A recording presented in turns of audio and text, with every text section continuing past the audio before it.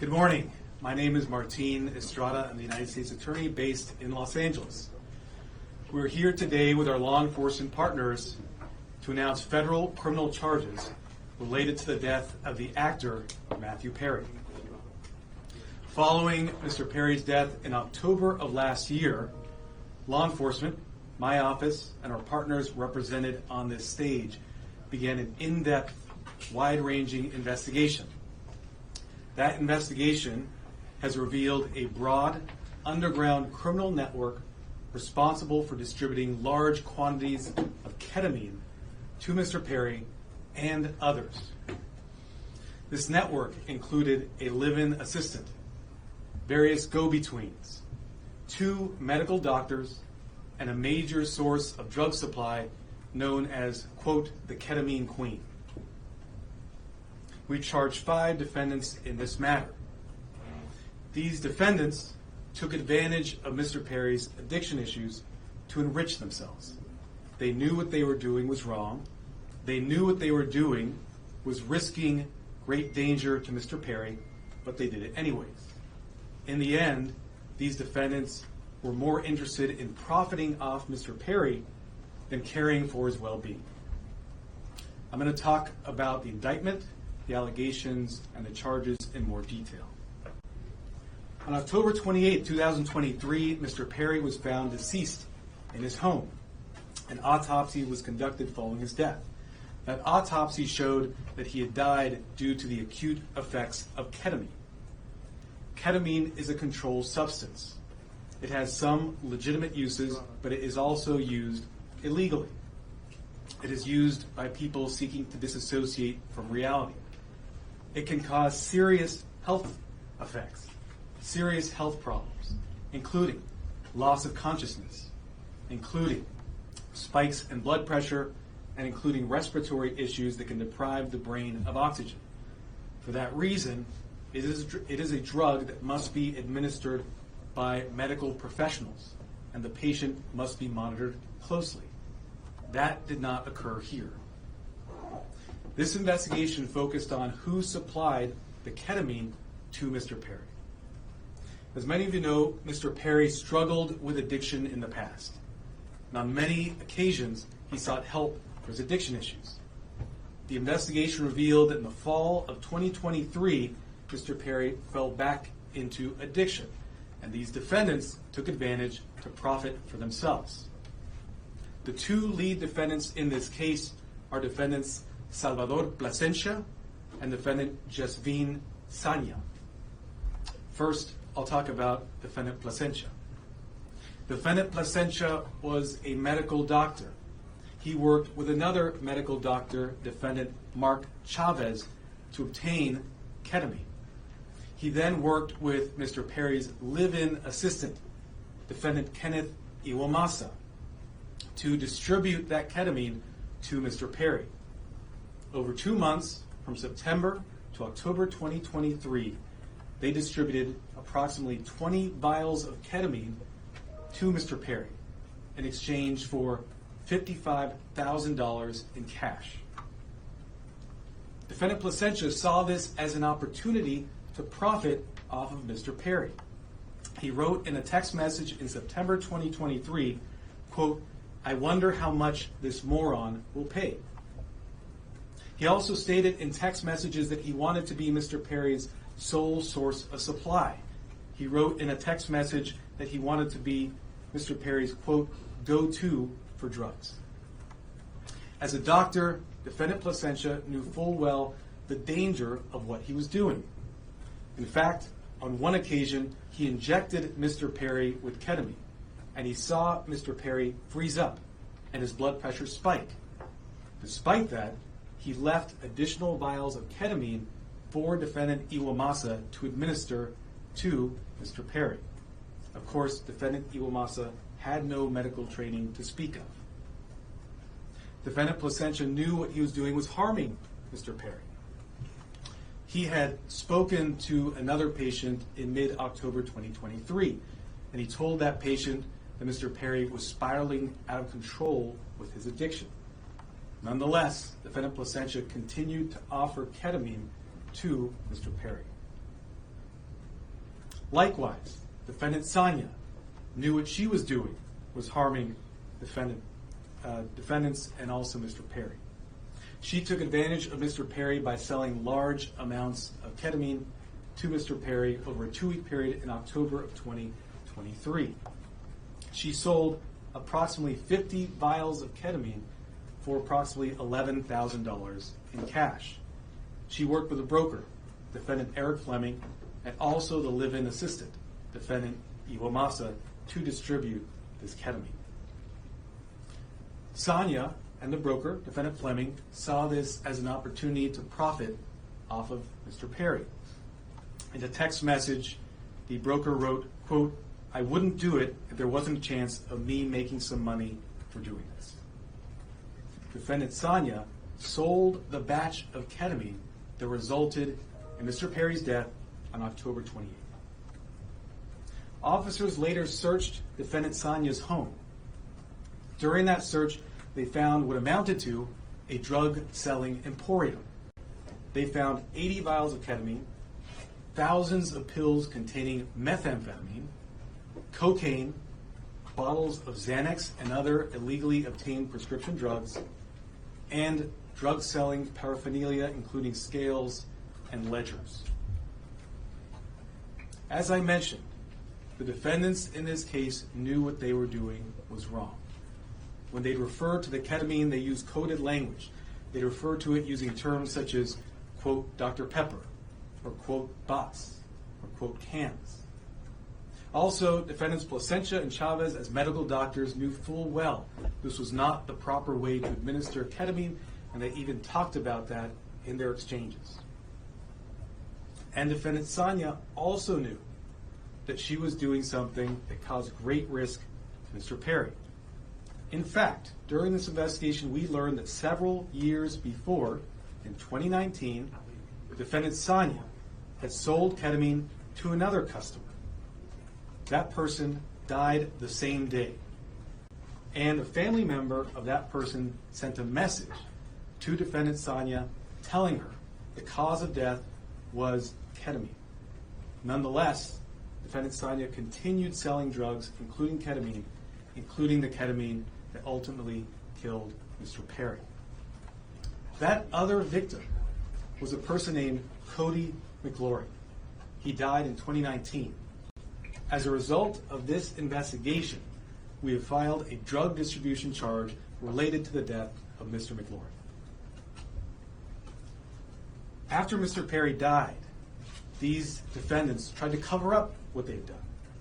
On October 28th, after reading news reports of Mr. Perry's death, defendant Sonia wrote a text message to defendant Fleming saying, quote, delete all our messages. Likewise, after Mr. Perry's death, defendant Placencia falsified medical records and notes to try to make it look like what he was doing was legitimate. It was not. We have filed numerous federal charges against the 5 defendants.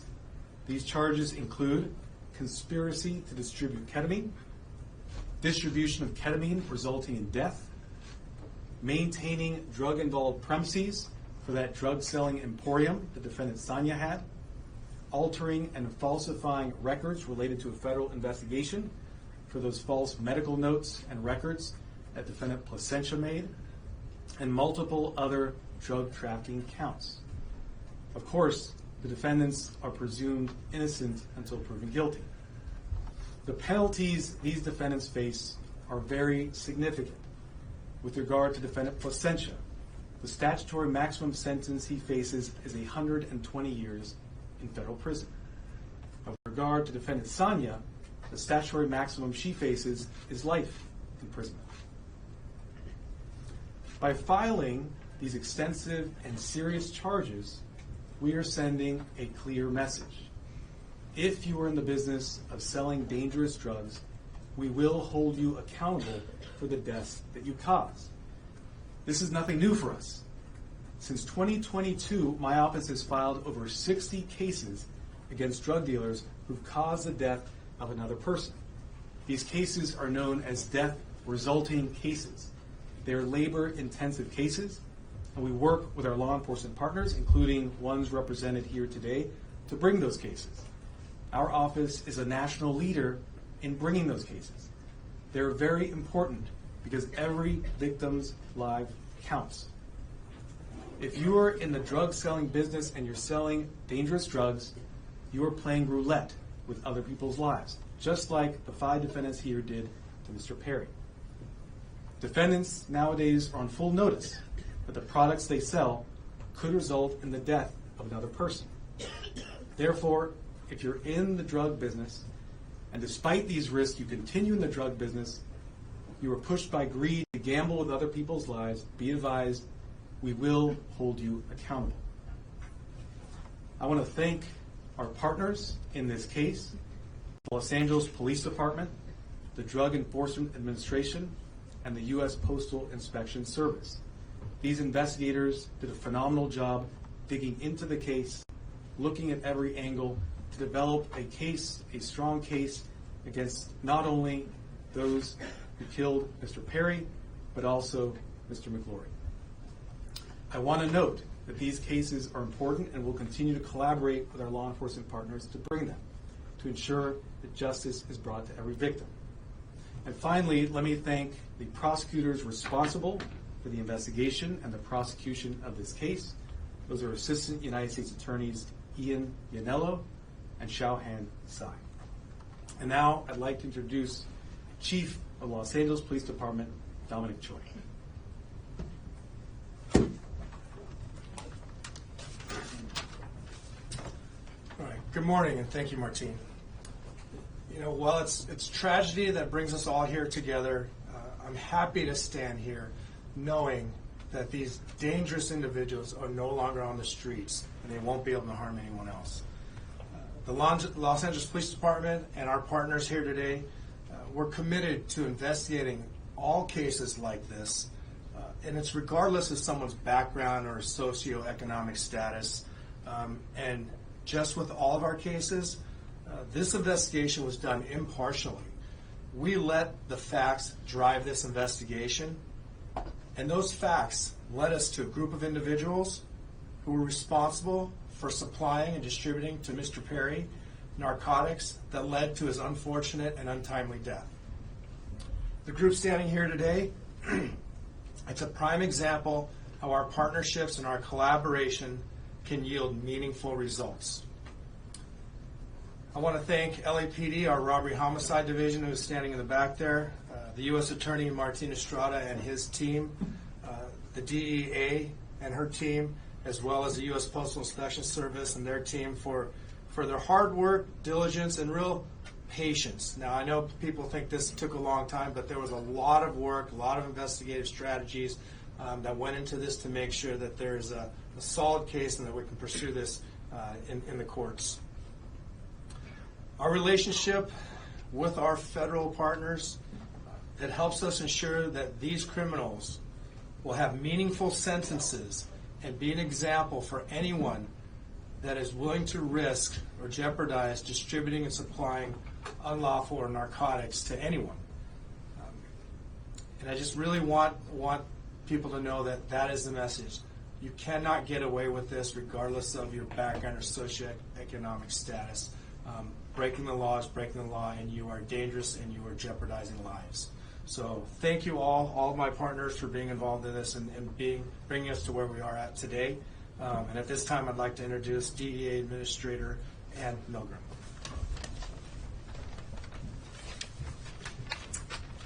Good morning.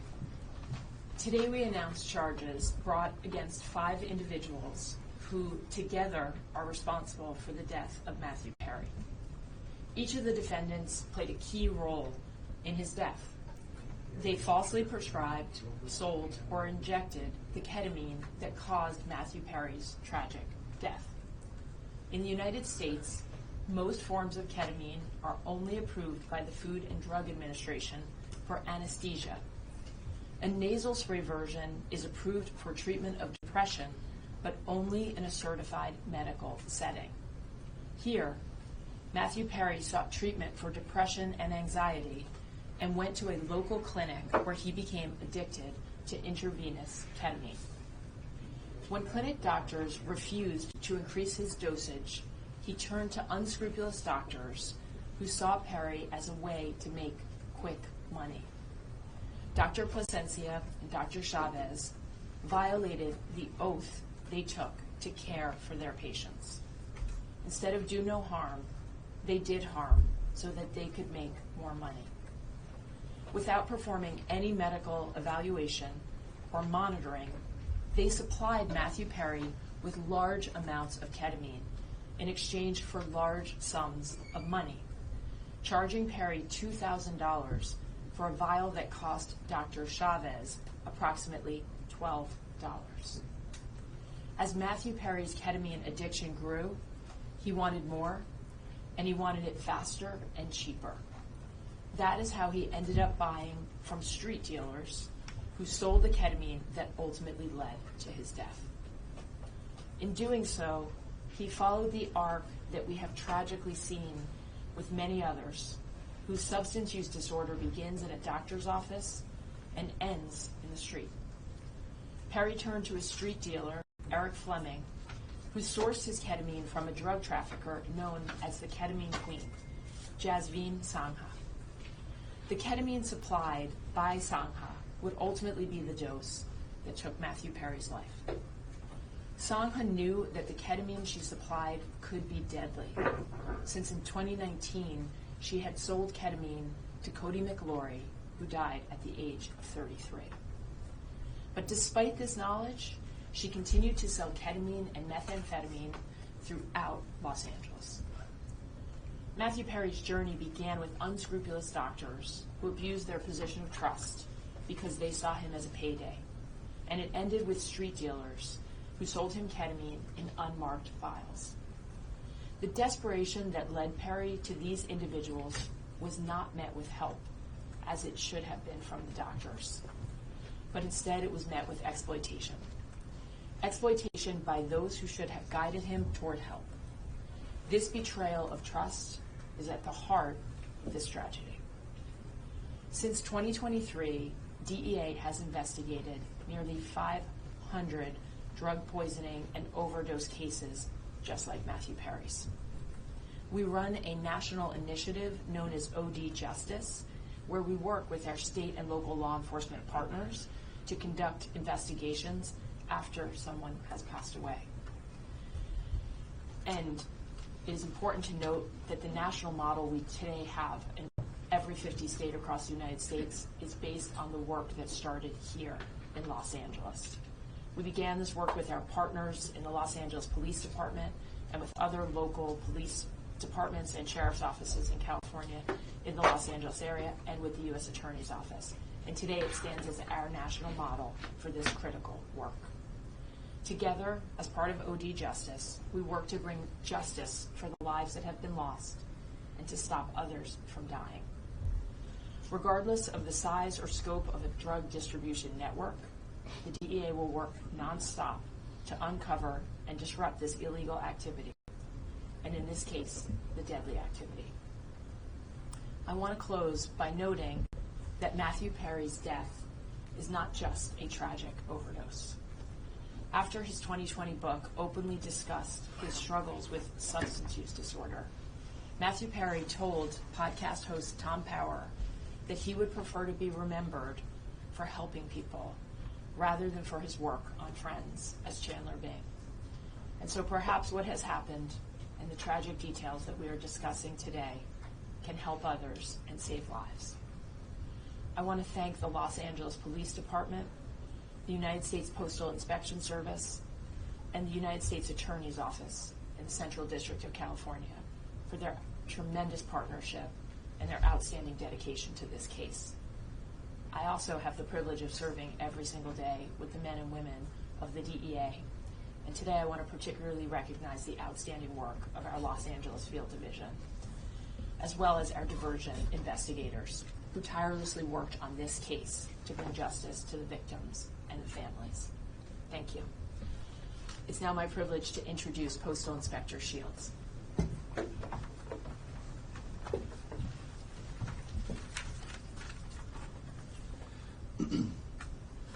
Good morning, and again, welcome. I'd like to thank U.S. Attorney Martin Estrada for his tireless dedication to protecting the residents of the Central District of California and his partnership with the Postal Inspection Service. As the nation's oldest law enforcement agency, the Postal Inspection Service has had a long, proud, and successful history of combating criminals who misuse our nation's postal system and cause harm to our employees and customers. This is our mission. In this case, our agency, in partnership with the Los Angeles Police Department, the Los Angeles Drug Enforcement Administration, and the U.S. Attorney's Office, worked to seize, search, and analyze evidence that has culminated in arrests and a dismantling of the group that is responsible for providing the ketamine and the reported contributed to the death of Matthew Perry. In this case, these individuals knowingly and willfully distributed ketamine to Mr. Perry as he struggled to overcome addiction, which ultimately led to Mr. Perry's tragic demise. Unfortunately, every day in this country, families are grieving for their loved ones lost to drug overdoses. We want these families and the American public to know that the Postal Service will not be an unwitting accomplice to anyone using the U.S. mail to distribute illegal drugs or drug paraphernalia. The Inspection Service continues to work tirelessly to rid the mail of illicit drugs, fight drug trafficking and the associated violence, preserve the integrity of the mail, and most importantly, provide a safe environment to postal employees, customers, and the American public. The Postal Inspection Service is turning the tide against drug dealers. Detecting and stopping their shipments is only the beginning. Tracing illegal drugs back to the source and shutting them down is the ultimate mission. Once again, a tremendous thank you to our partners in federal and state and local law enforcement, as well as the U.S. Attorney's Office, for their continued collaboration and hard work in support of this mission. Thank you.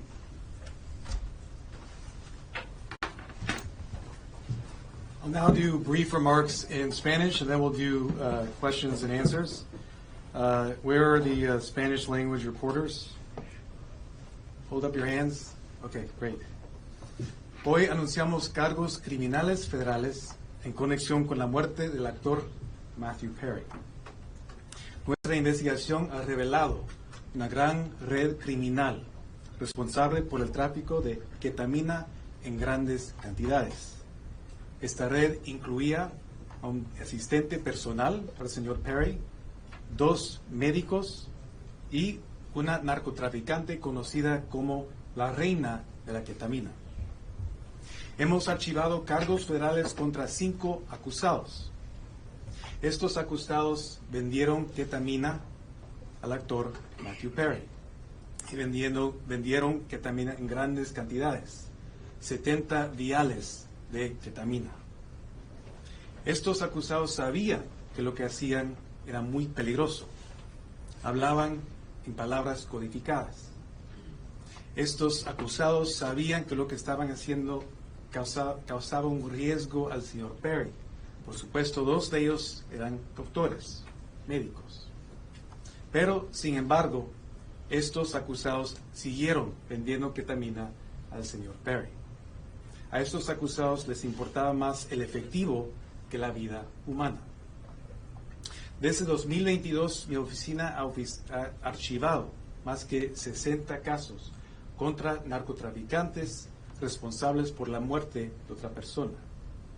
Estos casos son muy importantes porque la vida de cada víctima es importante. Con todos esos casos, como en este caso, mandamos un mensaje muy claro. No vamos a tolerar a los narcotraficantes que apuestan con las vidas de otras personas. We'll now do question and answer. Any questions? Yes. My first question is, the person that found Matthew Perry in the hot tub, is that also one of the people who's being charged in this case? Is that the assistant? I didn't hear that. Can you repeat the question? Yes, the person, the assistant that's being charged in this case, is that also the person that found Matthew Perry in the hot tub? So the personal assistant we charged is defendant Kenneth Iwamasa. He was the one live-in assistant for Mr. Perry. Is he the one that Yes. found him in the hot tub? Yes. The doctor, the patient tragically died in 2019. Did law enforcement look into that death when they found out the patient died? I can't comment on that. What I can say is that through this investigation, we were able to connect defendant Sonia to that death in 2019 and file a charge related to that to vindicate the victim, Cody McClure. Are there any details about the search? Yes. Can you talk a little bit about, and maybe this is for DA Administrator Milgram, but can you talk a little bit about the line between legitimate ketamine therapy treatment and was, Matthew Perry ever receiving legitimate ketamine therapy treatment? And then when did that cross over? Were the defendants involved in that clinic where he was receiving legitimate treatment, if that's the case? So let me say this. Yes. In this case, we are not talking about legitimate ketamine treatment. We're talking about two doctors who abused the trust they had, abused their licenses to put another person's life at risk. 5 defendants who, as I mentioned, knew what they were doing was wrong. In fact, one of them has sold ketamine that resulted in the death of another person in 2019. Nothing about what we see today was legitimate, and that's why we filed criminal charges. Was he ever in? Yes. Is this the beginning of an enforcement effort specifically against ketamine? I know you mentioned past cases, the 60 cases, and DEA mentioned it as well. Is there going to be a focus specifically around ketamine? I think what you've seen is that this is not the beginning, but a continuation of an enforcement effort against synthetic drugs of all kinds. Synthetic drugs, ketamine, but also methamphetamine, fentanyl, are killing people each and every day. We in law enforcement and with the U.S. Attorney's Office are on a campaign to address this and send a message that if you sell drugs, it results in the death of another person, the consequences will be severe. Any details about a search warrant? Hay dos doctores que son los acusados en este caso, el doctor Plasencia y el doctor Chávez. Los dos están acusados en este caso. El doctor Plasencia fue arrestado hoy en la mañana. El doctor Chávez ya ha sido preso y también ya ha declarado su culpabilidad. Any details about the search warrant as to when it was executed, besides the drugs, any other items that may have been seized or recovered? So with regard to defendant Sanya, that search warrant was executed earlier this year. During that search, as I mentioned, we found not just 80 vials of ketamine, thousands of pills containing methamphetamine, cocaine, bottles of Xanax and other illegally prescribed drugs, and drug-selling paraphernalia. As I mentioned, it was a drug-selling emporium. You have your hand up in the middle. Yes, Nikki Step with Entertainment Tonight. Are there any other celebrities involved in this investigation, and if so, who? I've mentioned the defendants in this case. We have 5 defendants. The lead defendants are defendants Jasvine Sanya, Salvador Plasencia. We also have defendants Mark Chavez, another medical doctor. We have defendant Kenneth Iwamasa and defendant Eric Fleming. We look at the evidence. We see where that goes. We don't charge people based on whether they're celebrities or not celebrities. We charge them based on the evidence. I think what my colleague here was getting at before is in the autopsy report that was made public about his death, there were 2 physicians who were listed as being involved in Mr. Perry's treatment prior to his death. One of them was involved in what appeared to be legitimate therapeutic use of ketamine. Is there any indication that the people who were doing the off-label recreational use were connected with the legitimate therapy he was getting at any point? And so what I'll tell you is, before we get to your second, what I'll tell you is that in our cases, we go where the evidence leads us. We also respect patient privacy. What I will say is an autopsy was conducted. That autopsy showed Mr. Perry died as a result of the acute effects of ketamine. I won't go into further detail about Mr. Perry's personal history. Okay. Yes. And then Were any of the 5 charged on your radar prior to Perry's overdose? I can't comment on that. What I will say is the investigation is ongoing, but what we're announcing today are serious federal charges against these 5 defendants, supported by an extensive investigation. Sir, can you clarify the relationship? This woman had been patiently had her hand up. Yes. Yes, Chavez was detained. When was he detained, and was it related to this case as well? Defendant Chavez is a defendant in this case. Right. We filed this morning a plea agreement for defendant Chavez. So he's already not entered, but we have a filed plea agreement for him. 2 other defendants, defendant Iwamasa, have also signed plea agreements. That plea agreement has been entered. And defendant Fleming has signed a plea agreement. That plea agreement has been entered. As I mentioned, the 2 lead defendants in this case are defendants Plasencia and defendant Sanya, who were arrested this morning. Yes, sir. No. There's the patient man behind you. Fiscal, ¿nos puede identificar a los 5 detenidos y nos puede relacionar cómo comenzó la investigación con la vena de la ketamina en el 2019? Sí, hay 5 acusados y ya nombré los acusados. Hoy en la mañana 2 fueron arrestados. Fue la acusada Saña y el acusado Plasencia, que fue un doctor médico. Sir, Yes. Yeah, there were reports this morning that the investigation could have uncovered other Hollywood celebrities who may have been buying from this same network. Is that accurate? And can you give us any sense of the customers that they were dealing with? So I can't comment on reports that are out there, their accuracy or inaccuracy. What I can tell you are the facts that we developed through our investigation. Those facts are what I've related to you this morning. Yes. You mentioned the queen of ketamine out of North Hollywood. What does that actually mean? How big was the network of people to whom she was selling narcotics and specifically ketamine? What I can say about defendant Saña, known as the ketamine queen, was that she was a major source of supply for ketamine to others, as well as Mr. Perry. I think the fact that we searched her house and found a drug-selling emporium, including 80 vials of ketamine, would strongly suggest she was selling to many other individuals. Can you give a number, dozens, tens? I cannot, unfortunately, number, no. Any evidence as far as this, if not, The gentleman there in the back. Extra TV, what has been Matthew's parents and family's reaction to the news coming out today? So I won't comment on specific statements made by victims' families. We value confidentiality. What I will say is that the work of our office is victim-driven. We work with victims, including their families, each and every day, not just on this case, but on all our cases, including the over 60 death-resulting cases I mentioned earlier. We have been in communication, and I will leave it at that. Yes? Hello, sir. Were all the defendants American citizens, and where were they sourcing their drugs? What I can say is that all the defendants, actually I can't comment on citizenship at this time. I can't comment on the sourcing either. I've given you the facts in terms of the drug selling. Yes, sir. With regard to the death of Mr. McClure, the other victim, you see that his death is also a ketamine overdose. Is that investigation into his death linked to the investigation of Perry, or was it only after the death of Perry that you realized the link with Mr. McClure's death? Sure. It was through the investigation in this case, as the investigators did a thorough job, followed every lead, pulled every string to see what had occurred. They learned about the extent of defendant Saña's criminal conduct and learned about the sale in 2019. And because of that investigation, we have filed a charge related to the death of victim McClure. And that's important because we want to vindicate all victims who suffered these types of tragedies. So how much, I'll do 2 more questions. how much reason to believe that the so-called queen of ketamine is linked to any more deaths?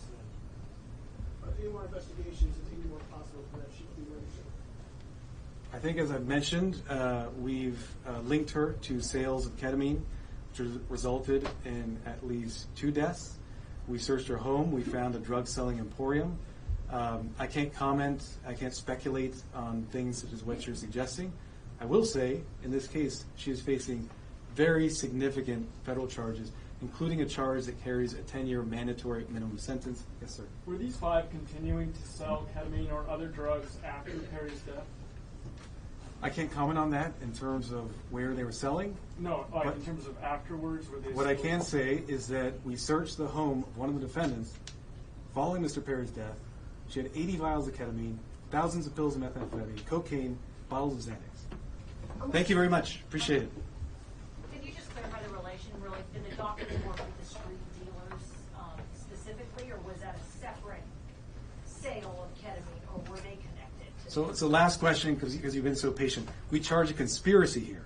The conspiracy is against all 5 defendants for selling ketamine to Mr. Perry. Thank you so much. All right, thank you, ladies and gentlemen. The press release is out. It's online. We've emailed it. It's on social media. So,